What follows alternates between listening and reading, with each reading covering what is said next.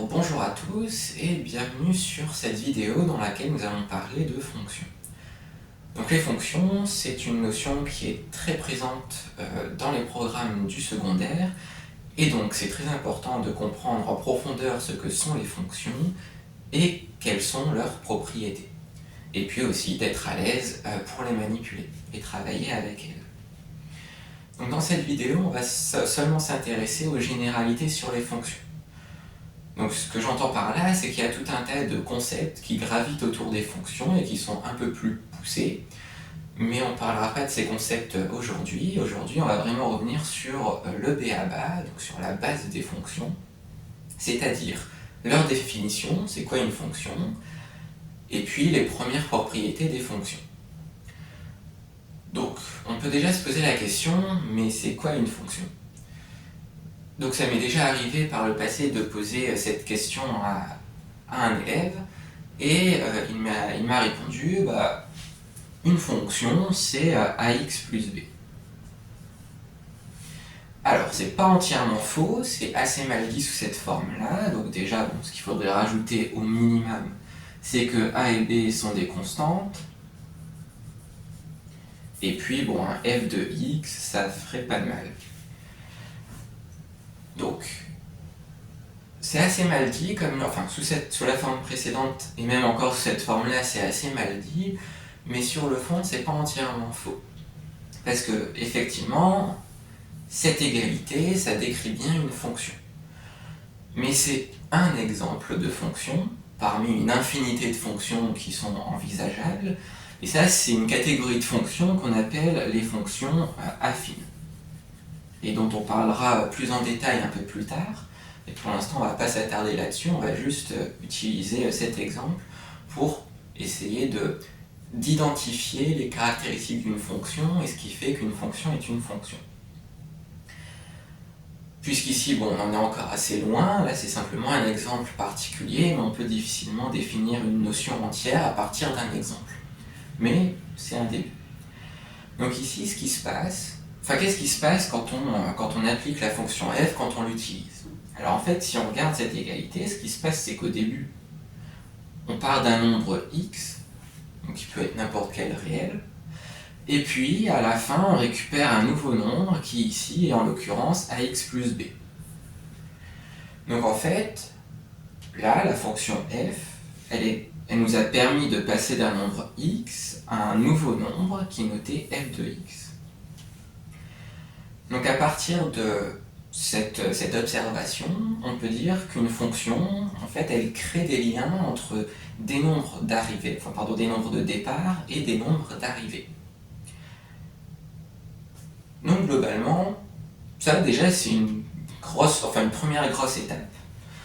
C'est de voir la fonction comme un lien entre deux nombres. Et puis ensuite, on peut le faire ça pour n'importe quel nombre. Là, ici, depuis le début, je dis que x et f de x sont des nombres, mais en fait, ça peut être des objets mathématiques de nature complètement différente. Ça peut être des groupes de nombres, des tableaux de nombres, par exemple, qu'on appelle des matrices, ou des vecteurs, dont on parlera plus tard. S'il y a des mots que vous ne comprenez pas, vous allez les découvrir un peu plus tard au cours de votre scolarité. Mais ce que je veux dire ici, c'est qu'en fait, une fonction, c'est pas seulement un lien entre un nombre et un autre nombre. En fait, c'est un lien entre un objet de départ, au sens large, et un objet d'arrivée, qui peut être de la même nature que l'objet de départ, mais pas nécessairement. Vous voyez déjà, là je parle d'objet mathématique. Donc un objet mathématique, ça veut à peu près tout et rien dire. Mais en même temps, les fonctions, c'est un concept très large, donc il faut être capable de prendre du recul et pour vraiment essayer de trouver une définition générale, il faut être capable de prendre du recul et essayer vraiment de trouver ce qui fait qu'une fonction est une fonction. Donc dans ce sens-là, on va essayer de continuer notre aventure sur le chemin de l'abstraction et on va essayer de plus parler de nombres, mais simplement d'éléments. Donc ici, c'est pas très grave. Ici, je disais que c'était un lien entre un nombre et un autre nombre. Donc là, maintenant, on va plutôt parler de lien entre un objet et un autre objet. Et donc ce qui se passe, c'est qu'une fois qu'on fait un premier lien entre une paire d'objets, il faut le faire pour tous les objets qu'on a dans l'élément de départ. Donc en fait, ce qui se passe, c'est qu'on a... Pardon, j'ai dit élément de départ, mais c'est plutôt ensemble de départ. Donc ici, l'ensemble de départ qu'on note généralement E, et puis un ensemble d'arrivée qu'on note généralement F. Donc il y a des éléments dans ces deux ensembles que je représente par des croix. Ça peut être des nombres ou ça peut être autre chose. Et il n'y a pas forcément le même nombre d'éléments. Donc là, par exemple, ici j'ai 7 éléments, là j'en ai que 5. Et donc la fonction f, en fait, elle va faire un lien entre ces deux ensembles, l'ensemble E et l'ensemble f. Donc l'ensemble E, c'est l'ensemble de départ, et l'ensemble f, c'est l'ensemble d'arrivée. Et donc, ce qui se passe, c'est que la fonction f, elle va devoir associer chaque élément de E à un élément de f, et à un unique élément, à un seul élément de f. Donc par exemple, ici, si on prend les éléments à peu près dans l'ordre, on s'en fiche à peu près des éléments qui sont reliés à chacun des éléments, donc on peut faire ceci, cela, et puis lui il va être relié à cet élément, celui-ci à celui-là, celui qui n'est pas encore relié, et puis il nous en reste deux à relier, donc on peut prendre par exemple celui-ci, et puis celui-là. Donc la fonction f, c'est ce qui permet de relier justement les deux ensemble et de créer un lien entre les deux. Alors il reste deux éléments dont il faut parler, parce que les liens ne peuvent pas se faire de n'importe quelle manière. Ici, pour parler de fonction, il faut que chaque élément de E soit relié à un élément de F. C'est-à-dire que s'il y a un élément, il faut qu'il y ait un lien qui parte de cet élément, et ce pour chacun des éléments qui sont dans l'ensemble de départ E. S'il y a un élément qui est tout seul, par exemple ici si je rajoute un élément, là ici, ce schéma, ça ne représente plus une fonction, parce qu'il y a un élément isolé dans l'ensemble de départ. Dans ce cas-là, on ne parle pas de fonction, on parle plutôt d'application. Donc là, ici, ce schéma, ça correspond à une application, à cause de cet élément qui n'est relié à personne, mais si je l'enlève, on se retrouve dans la situation où tous les éléments de l'ensemble de départ sont reliés à un élément de l'ensemble F, l'ensemble d'arrivée. Donc on a bien une fonction. La deuxième condition pour qu'on puisse vraiment parler de fonction, c'est que chaque élément de E doit être relié à un seul élément de F. C'est-à-dire que si on rajoutait par exemple, je prends une autre couleur, si on rajoutait par exemple un second lien qui part de cet élément vers un autre élément, c'est plus une fonction. Une fonction, c'est un élément de l'ensemble de départ et relié à exactement un élément de l'ensemble d'arrivée. Donc là, à cause de la flèche verte, et ici le schéma ne correspond plus à une fonction. Donc je vais l'enlever pour retrouver une fonction. Donc là maintenant on a de nouveau une fonction sous les yeux, un schéma qui représente une fonction. Et ici les conditions, donc sur le fait qu'aucun élément de E ne doit être isolé et qu'aucun élément de E ne doit être lié à deux éléments ou plus de F, ça ne concerne que l'ensemble de départ. Ici vous voyez, il y a 7 éléments, ici, et puis celui-ci, qui sont reliés à deux éléments de E. Ça n'est pas un problème. De la même manière, si j'ai des éléments isolés dans F, c'est-à-dire des éléments qui ne sont reliés à personne, ça n'est pas un problème non plus. Les restrictions sur le nombre de liens concernent uniquement l'ensemble de départ. Donc maintenant, si on essaie de proposer une fonction générale, et on a bientôt terminé pour la partie abstraite de la vidéo, mais je pense que c'est important et c'est accessible, donc on peut s'attarder sur ce genre d'éléments. Dans la pratique, ça ne servira pas à grand chose, malheureusement. Mais voilà, c'est quand même satisfaisant de comprendre ce qu'est une fonction, c'est pour ça que je m'attarde un peu là-dessus. Donc finalement, si on propose une définition générale d'une fonction, eh bien une fonction, c'est un objet mathématique qui va relier chaque élément d'un ensemble de départ à un unique élément d'un ensemble d'arrivée. Et donc cette définition, elle englobe tout ce qu'on a dit depuis le début de la vidéo. C'est-à-dire qu'une fonction, c'est un lien entre des éléments, et donc nécessairement, puisque ces éléments sont contenus dans des ensembles, on peut aussi dire qu'une fonction, c'est un lien entre deux ensembles. Et puis il y a les deux conditions qui sont contenues dans cette définition sur le nombre de liens concernant les éléments de départ. Donc il faut que tous les éléments soient reliés à un élément de f et à un unique élément de f. Donc je répète cette définition.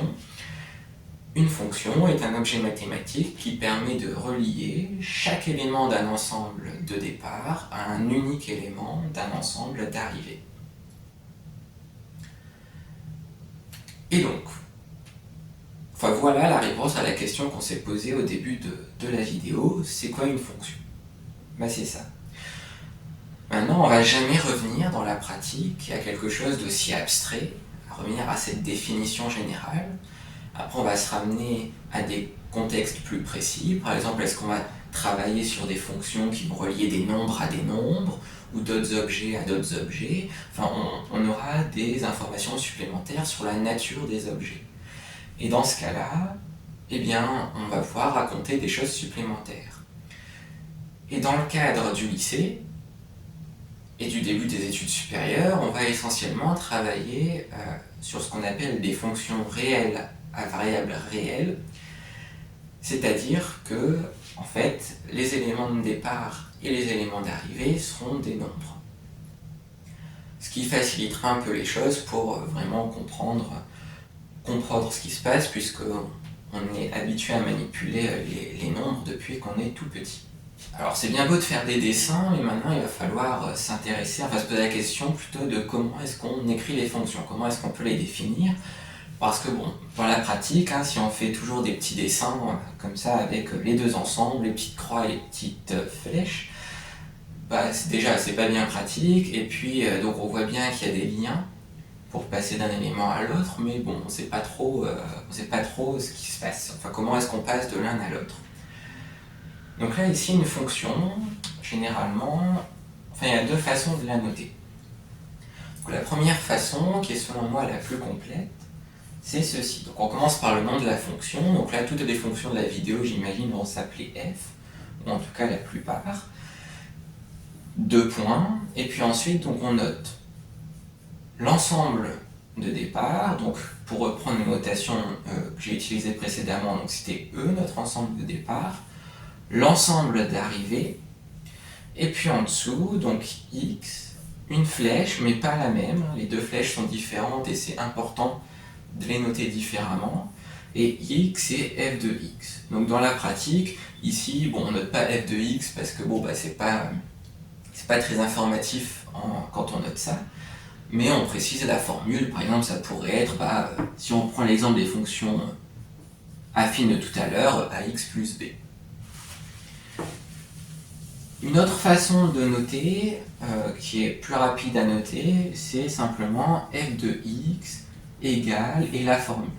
Donc là ici, pour vraiment faire le parallèle entre les deux, ici je vais mettre ax plus b, et donc là dans ce cas on aurait simplement f de x égale ax plus b. La différence entre ces deux façons de noter ici, c'est que dans la seconde option, les ensembles de départ et d'arrivée ne sont pas précisés. C'est pas forcément un très gros problème, mais c'est quand même bien de savoir d'où on part et où est-ce qu'on est censé arriver. Moi j'ai tendance à privilégier, vraiment pour être le plus rigoureux possible, cette notation, donc la première notation.